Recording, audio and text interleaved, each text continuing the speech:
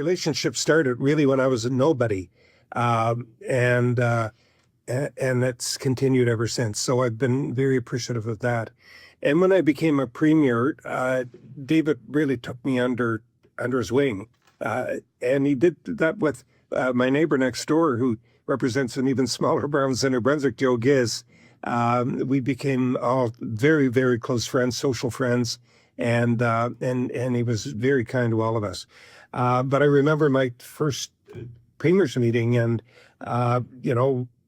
you're never really prepared for that sort of thing. And I'm sitting around the table with all of these household names and the Prime Minister, and you're expected to try and look somewhat intelligent in your first public event. And so I was introduced and gave a little speech or something, and I had one of the officials walk over to me a few minutes later with a little note from David Peterson.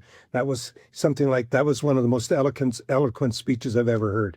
Anyway, it certainly bolstered my confidence, and it was typical of the kindness that David showed to all of us. And I went through some of the bigger issues that we faced in the country with David. We had almost from the first day we were together as premiers, we got into the free trade debate. And that was one of the big issues of our time. It's kind of settled law now, so to speak. But back then, it was a really, really contentious and emotional issue. And David had a version of that. He represented Ontario well in that. He was opposed to the particular deal that was on the table, as was our national party. I was on the other side of that issue. And what I found, and I've always found with David, is that you can disagree without being disagreeable. And we had I would say a dozen meetings, probably at least, where Mulroney would send the jet out and pick us up across the country, and we'd come together and debate and talk and express our view as the negotiations went on. And all the way through that, David pursued the interest of Ontario vigorously and in a well-informed way, but always in a respectful way, knowing that people like Barassa and McKenna, Mulroney had a different side to the issue.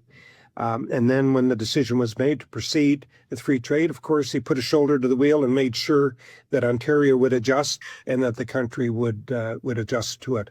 And of course, the rest is history.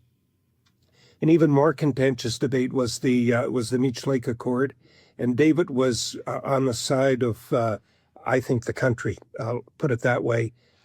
He was part of the original negotiations, and I came in later, and I was resistant to some aspects of Meech Lake because during the campaign, a lot of the causes that had issues would rally around people like me who were campaigning. But we ended up very much on the same side. And throughout it, what I found was that David was patriotic, putting the interest of Canada first, before his own personal interest. He was persuasive. He was extraordinarily courageous. I have to tell you, I sat through literally dozens of Meech Lake meetings in the room, and the feelings were raw. They were extremely tense. As you know, it ended up being scuppered at the end by Clyde Wells in Newfoundland, Labrador. And all of us had strong feelings and strong emotions were expressed. And throughout it, David did what he did best, which was be conciliatory, be strong and courageous and heroic for the country, and give his best and do his best as a Premier of Ontario should do to bring the country together. So I just thought that it was an awesome display of courage. And I believe he ended up giving his political life for it. And I just have always admired him ever since that time for doing the right thing for the country, even though it wasn't the right thing for him. And I look at political leaders now and I just shake my head at how cowardly they can sometimes be on issues that are important to the country, sometimes putting their own personal ambitions and their own province's ambitions before the country's ambitions. That was not the lesson of David Peterson. And for all of those reasons, he will always be in my life a role model and a real hero. We've also had the great good fortune of being traveling friends and neighbors and really enjoying each other's company. One of our most memorable times together was canoeing in Atikokan and watching our families bond together and out carrying a canoe on your shoulders, portaging. It gives you a little sense of somebody's character in a hurry.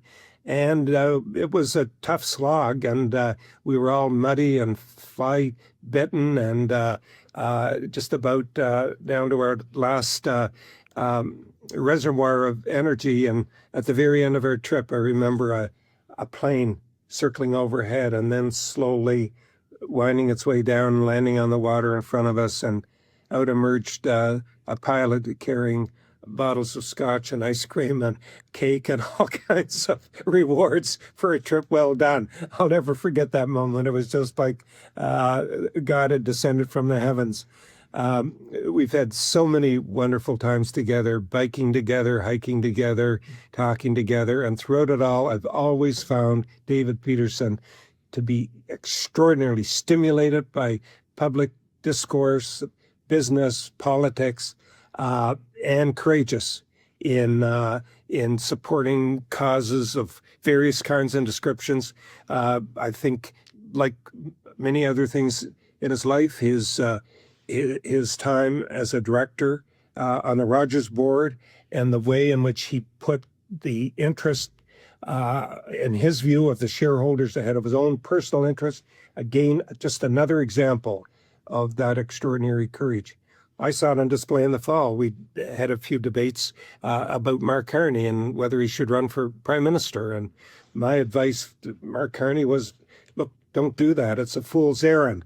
You're better off being the second owner of this hotel than the first one. And as always, Premier David Peterson's view was different. Look, only the brave deserve the fair. If you want the prize, you got to go for it. Be courageous, go for it. And the only way you end up winning is if you have the courage to go for it. He was right. I was wrong, as is usual in our debates.